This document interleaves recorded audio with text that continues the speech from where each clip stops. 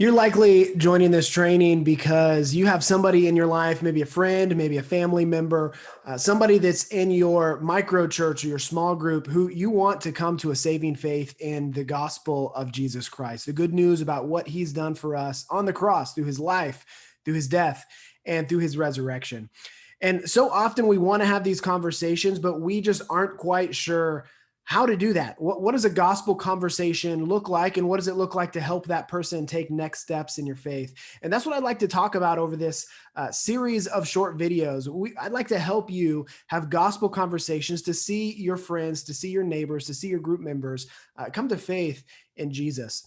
But to do that, I think we need to start by understanding people's perception of evangelism or people's perception of what it means to share their faith. If we're honest, most non-believers, and statistics tell us this as well, they look at Christians and they say they're hypocritical, they're judgmental, they're homophobic.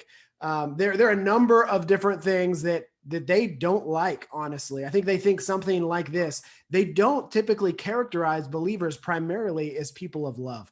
And if we're going to start sharing the gospel with our friends and sharing the gospel with our neighbors, we need to do so with a posture of love. Love should be the thing that characterizes these conversations that we're having with our non-believing friends and neighbors. It's the number one thing that's lacking from a non-Christian's perspective when they hear from a believer. But I also think love is one of the primary reasons that many of us don't share our faith.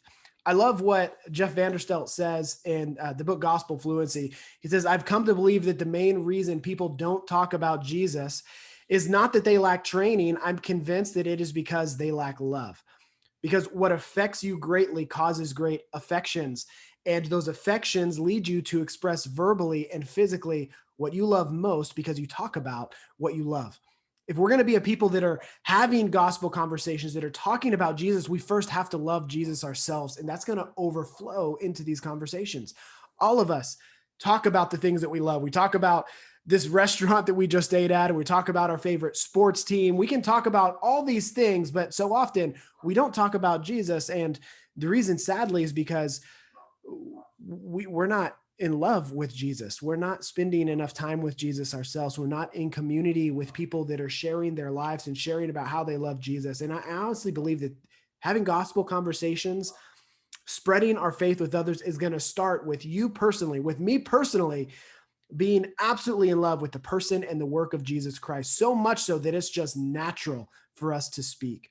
And so I'm going to give you some tips and some tools on how to share your faith. But at the end of the day, people aren't saved because they have a perfect tool or because there's a perfect conversation. People are saved because Jesus did a work in their heart and because they encountered a person that loved them enough to share the good news of Jesus with them. Let's talk about this. What is the gospel? If we're talking about having gospel conversations, what does that really mean in the first place? Well, the gospel means good news. It's a story. And if the gospel is a story, it's also the story of the entire Bible. We can think of that story in four different acts. Four different really scenes as you read from the book of Genesis to Revelation. The first scene or act in the gospel story is creation. God created the world. He created it good. He created all of our provision and everything that we need, our significance and our purpose, to be found in him. The problem is that you and I and God's original creation, Adam and Eve, they rebelled against him. They decided that they wanted to find their own identity and their own significance and purpose by determining that for themselves. And so they rebelled against God's law. They rebelled against him, and they decided to go their own way. They really wanted to sit on the throne instead of God sitting on the throne, if you will. That's referred to as the fall. That's Act 2. Most of your Bible is about this act. From Genesis chapter 3 all the way up until Jesus comes onto the scene in the book of Matthew in the start of the New Testament, you see people trying to make their lives right, trying to fix their relationship with God, trying to fix their relationship with each other, try to fix society. And they can't do it because they're in active rebellion against the way that God created them to be. We refer to that as the fall. But there's good news. This is where the good news of the gospel comes into the play. And that's that Jesus came to this earth and he lived the perfect life that you and I never could. When we rebelled, Jesus didn't. He was perfectly obedient to his Father as the Son of God. He overcame sin. He had no sin in him, and yet he went to the cross and he took the punishment that you and I deserve for that rebellion. And then 3 days later, he rose again and he defeated sin and he defeated death and he ascended to heaven and he was given all reign, all kingship, all authority. And for those of us who believe in what Jesus did, we're redeemed. We're bought out of that slavery. We're bought out of that rebellion. And we get to be made new. We're made into new people with a new identity. We're restored. And the end of the story, when you look at the book of Revelation at the very end, we see that God is restoring us as people. He's restoring people from all tribes, all languages. He's restoring the entire planet. And what God intended in his creation in the very beginning for us to find meaning and significance and purpose in him, that will be made right again in the end. For those of us who have come to faith in Jesus Christ, we're restored.